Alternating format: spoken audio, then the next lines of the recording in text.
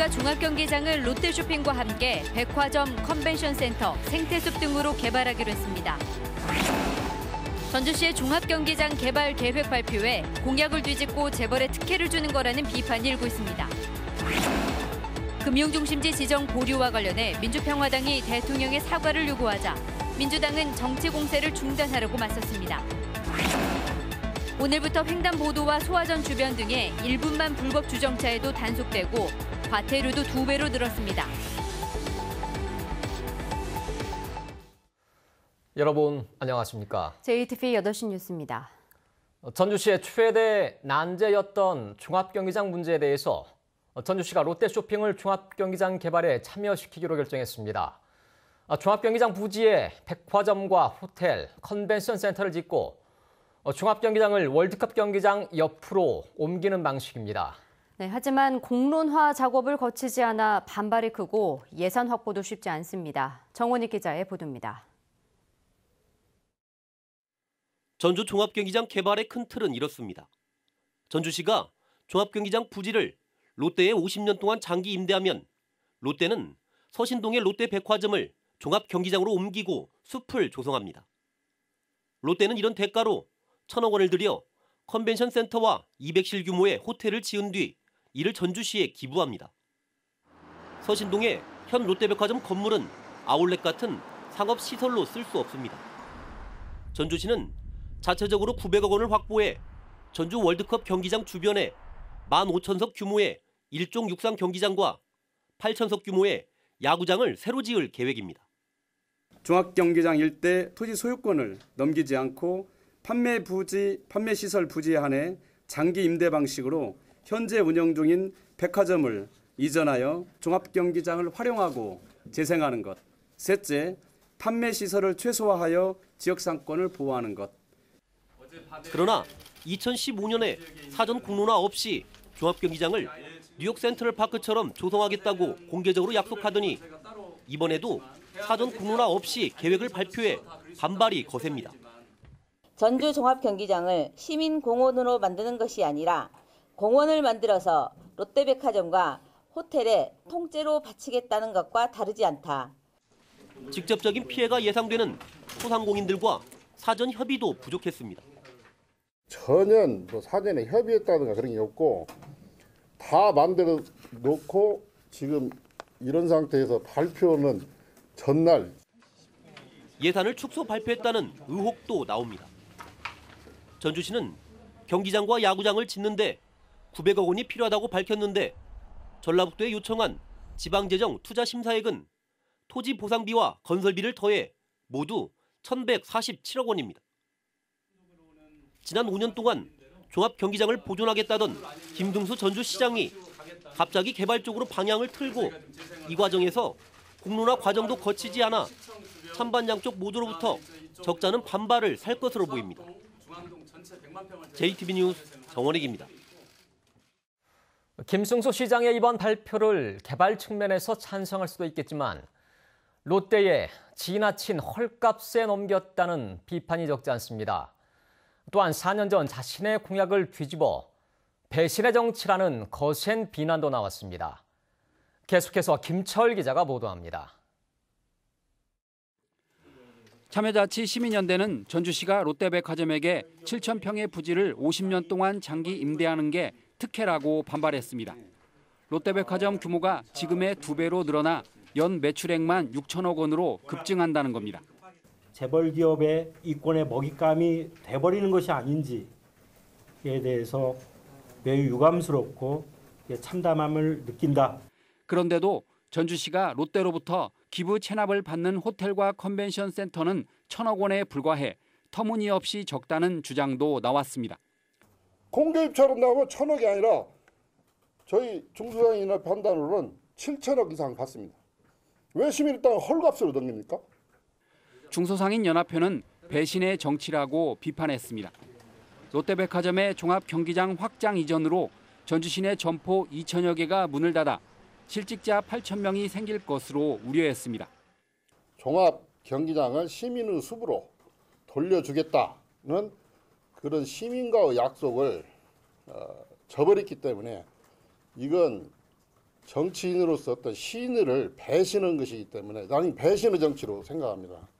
백화점이 옮겨갈 종합경기장 주변 상인들은 매출 감소가 불보듯 뻔하다고 반발합니다. 힘들죠. 그렇지 않아도 힘들어 죽겠는데 거기까지 만일에 들어오면 복잡하죠. 많이 힘들어지겠죠. 롯데가 제대로 약속을 지키지 않으면 전주시만 골탕을 먹을 거라는 지적도 나왔습니다.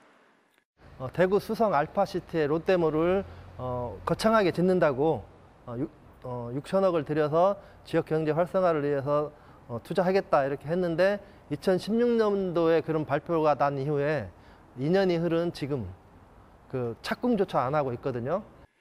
지난해 문화도시 지정에 실패한 김승수 시장이 올해는 특례시와 종합경기장 개발에 승부수를 던진 것으로 보이지만 성과를 장담하기 어려운 상황입니다. JTB 뉴스 김철우입니다. 정부 공모 사업인 스마트팜 혁신밸리 사업 지역으로 지난해 김제시가 선정됐죠. 오는 8월 착공을 앞두고 김제시가 일단 집안 조사에 나섰는데 주민들이 몸으로 막아섰습니다. 마을의 허파인 습지를 지키겠다는 겁니다. 오정현 기자입니다. 스마트팜 혁신밸리가 들어설 김제 백구면 한 마을. 공무원과 주민들 사이 승강이가 벌어집니다. 이거 난리 났구만. 큰일 났구만. 주민들 무시하는 거지. 8월 착공을 앞두고 사업 예정 부지인 습지의 집안이 충분히 단단한지 조사하려 하자 주민들이 몸으로 막아선 겁니다. 주민들은 마을의 허파인 습지를 지키겠다고 말합니다. 습지를 메우면 당장 기후 변화가 뒤따라 지역의 자랑인 백구포도 농사가 해를 입을 거란 우려에서입니다. 특히 멸종 위기종인 가시연꽃과 동미나리가 사는 것으로 확인된 만큼 습지는 그대로 두고 사업 부지를 변경하라고 주장합니다. 습지에서 품어낸 산소와 모든 그 환경을 좋게 해주고 서풍 불으면은 포도도 잘 익고 하는데 이 물그릇을 엎어버리면 이건 우리 지역주민 다 죽이자는 얘기요. 김제시는 습지를 메워도 기후변화 등의 영향은 적을 거라고 평가합니다. 이미 저수지의 기능을 잃어 1991년 용도 폐지가 됐고 절반 이상은 이미 육지화가 진행됐기 때문입니다. 멸종 위기종은 용지를 마련해 옮겨 심는 방안을 추진 중이라고 밝혔습니다. 전문가나 기본계획을 하면서 이런 식생 조사를 해본 결과 이게 가만히 놔두면 육지화가 되지 습지로서의 보존 가치가 그렇게 크지는 않거든요. 김제시는 이제와 다른 땅을 찾는 건 무리라는 입장이어서 주민들과의 갈등은 계속될 것으로 보입니다. JTB 뉴스 오정현입니다. 스마트폰으로 불법 주정차 차량을 신고하는 사례가 크게 늘었습니다. 오늘부터는 횡단보도와 버스 정류장, 그리고 교차로, 소화전 주변 불법 주정차에 대한 단속 기준도 크게 강화됐습니다. 무엇이 어떻게 달라졌는지 하원우 기자가 전해드립니다. 보행자가 지나는 횡단보도에도 버스 정류장과 소화전 주변에도 차를 세운 얌체 운전자들. 이런 불법 주정차 차량에 대한 단속 기준이 대폭 강화됐습니다. 소화전과 교차로 모퉁이, 횡단보도, 버스 정류소 등 4곳은 하루 24시간 언제든 일부만 차를 세워도 단속될 수 있습니다. 소화전 주변 불법 주차는 과태료도 8만 원으로 2배 늘었습니다. 소방시설 주변이나 횡단보도 같은 데에서는 집중 단속을 해서 전주 시민이 안전하게 생활할 수 있는. 신고 방법도 간단합니다. 안전신문고 앱을 깔고 위반 유형을 선택한 뒤 1분 이상 간격을 두고 촬영한 사진 2장만 올리면 됩니다. 구청 단속반과 달리 이 스마트폰 앱을 통해 불법 주정차가 신고되면 사전 단속 안내 문자도 전송되지 않기 때문에 무엇보다 운전자들의 주의가 필요합니다. 문제점도 있습니다. 불법 주정차 주민 신고가 안전신문고 앱과 생활 불편 신고 앱으로 이원화되어 있습니다. 또 소화전이나 교차로, 횡단보도, 버스 정류소가 아닌 곳의 불법 주정차는 10분 간격으로 사진을 찍어야 하고 신고 횟수도 하루 2대 이하로 제한돼 있습니다. 2개의 앱으로 두 시스템으로 나뉘어져 있습니다. 그래서 혼란이 있을 수 있는 염려가 있습니다. 그래서 이걸 시민들이 불편하지 않게 편안하게 활용할 수 있도록 하나로 좀 통합하는 것이. 전주시는 앞으로 교통 전문가들의 의견을 모아 불법 주정차 단속 기준을 강화할지 결정하기로 했습니다. JTB 뉴스 하원호입니다. 민주평화당이 금융중심지 지정 보류 결정에 대해서 정부 여당의 연일 맹공을 퍼붓고 있습니다. 전주에서 현장 최고위원회와 규탄대회까지 열고 정치 쟁점화에 당력을 집중하고 있습니다. 민주당이 정치 공세를 중단하라고 나서면서 날선 공방으로 이어지고 있습니다. 송창용 기자가 보도합니다. 국민연금 앞 마당에서 천막을 치고 개최한 민주평화당의 현장 최고위원회의. 정동영 대표는 어부전이라는 신조어를 동원해가며 정부의 부산 눈치 보기를 비판했습니다. 어부전이라고 들어보셨습니까? 어차피 부산 때문에 전주는 안 된다 하는 것이 오래전부터 금융가에 떠돌던 얘기였습니다. 금융중심지 지정이 보류된 뒤 민주당 전북도당이 아쉽지만 존중한다는 논평을 낸 데 대해서도 공격이 이어졌습니다. 정부의 눈치를 보고 부산을 대변하는 이런 논평, 이런 무책임한 행위 이제 중단되고 범정치권이 함께 힘을 합쳐서 김광수 사무총장은 통합 LH를 경남 진주에 빼앗긴 아픈 과거를 언급하며 전북 홀대를 강하게 비판했습니다. 또다시 부산의 반대에 가로막혀서 우리 전주의 제3금융지가 조성 안 되는 것은 정말 이건 전북에 대한 홀대, 부산 눈치 보기에 아주 정점 크게 달했다. 민주평화당이 최고위원회에 이어 풍남문광장에서 규탄대회까지 개최하자 민주당 전북도당은 성명을 통해 도민 갈등과 분열만 부추기는 정치 공세를 그만두라고 비난했습니다. 하지만 평화당은 다시 논평을 통해 정부와 부산 정치인 또 전라북도와 민주당 전북 인사들을 이른바 삼적으로 규정하며 공세 수위를 더욱 높였습니다. 21대 총선을 앞두고 대선 공약인 금융중심지 지정이 표류하면서 여야의 정치 공방이 일찌감치 가열되고 있습니다. JTB 뉴스 송창용입니다. 1년 앞으로 다가온 21대 총선 연석기획 마지막 순서입니다. 지난 총선에 이어서 다음 총선도 다당제 구도로 치러질 가능성이 큽니다. 정계 개편에 따른 주요 인사들의 거취와 정치 신인들의 등용 가능성 등에 관심이 쏠리고 있습니다. 이승환 기자가 보도합니다. 내년 총선에서 민주당과 평화당의 대결은 정당대 인물 중심의 구도가 될 전망입니다. 민주당은 앞선 지지율을 바탕으로 정당과 조직을 내세우고 평화당은 현역 의원들을 중심으로 인물론에 주력할 것으로 보입니다. 평화당은 노무현 정부 청와대 수석을 지내고 현역 비례의원인 박주현 의원까지 전북에서 출마할 예정이어서 현역 의원만 6명이 됩니다. 저는 정책을 30년간 해왔고요. 그리고 국정 운영 경험이 있습니다. 그리고 국회의원으로 있으면서 전북 발전을 위해서 싸울 건 싸우고 또 적극적으로 추진할 건 추진해 왔다고 생각합니다. 평화당은 전주 가불병 선거구에 김광수, 박주현, 정동영 라인업을 구축해서 민주당과 현역대, 비현역의 대결 구도로 몰고 가는 전략을 고심 중입니다. 박주현 의원이 전주 을 출마를 최종 확정할 경우 정운천 의원을 상대하게 돼 도내에서는 처음으로 2명의 현역 의원이 맞붙게 됩니다. 여기에 이상직 중진공 이사장까지 민주당 경선을 통과하면 전주을은 3명의 전현직 의원이 혈투를 벌이는 도내에서 가장 뜨거운 선거가 될 전망입니다.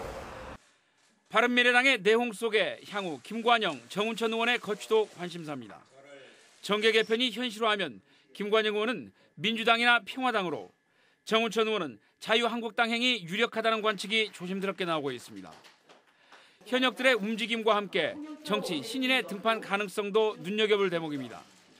민주당은 현역 의원의 경선을 의무화하고 공천 심사 단계부터 신인에게 10% 가산점을 주기로 했습니다. 현재 민주당으로 출마를 저울질하고 있는 신진 인사는 김수웅 국회 사무차장을 비롯해 모두 10여 명. 이들이 얼마나 기존 정치인의 벽을 넘어 본선에 오를지도 내년 총선의 관전 포인트입니다. JTB 뉴스 이승환입니다.